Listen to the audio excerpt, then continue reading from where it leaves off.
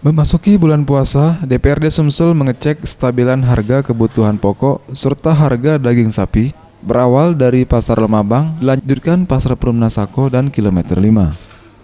Dari pantauan harga sembako mengalami kenaikan berkisar Rp5.000 dan yang paling mencolok naiknya harga ayam potong yang berkisar di harga Rp45.000.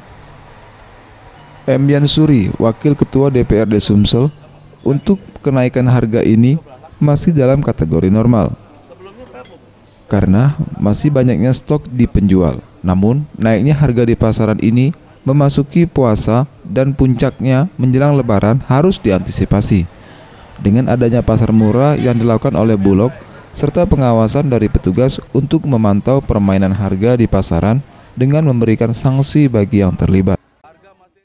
Naiknya masih di batas normal, wajar. Dan kita sudah persiapkan pada saat hari ini, kita kan sudah bersama dari Kabulog, dari Satgas Polda. Kalau ternyata harga itu naiknya tinggi di batas normal, sudah barang tentu kita minta bantuan dari Bulog untuk menyiapkan pasar murah pasar murah kita blok. Dia pun dari perdagangan dan sebagainya. Kita harus sepakat. Kalau kenaikan itu signifikan sangat tinggi, terus barangnya tidak ada, nah kita ada kecurigaan, kita minta bantu dari pihak kepolisian, dari Polda.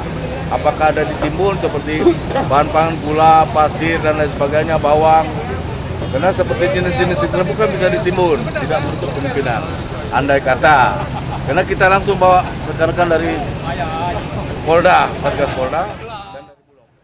Pengecekan harga kebutuhan pangan di pasaran akan dilakukan rutin oleh DPRD Sumsel sampai dengan menjelang Lebaran. Hal ini dilakukan untuk memberikan rasa nyaman kepada masyarakat terkait semakin naiknya harga kebutuhan pokok. Tim Liputan Sriwijaya TV.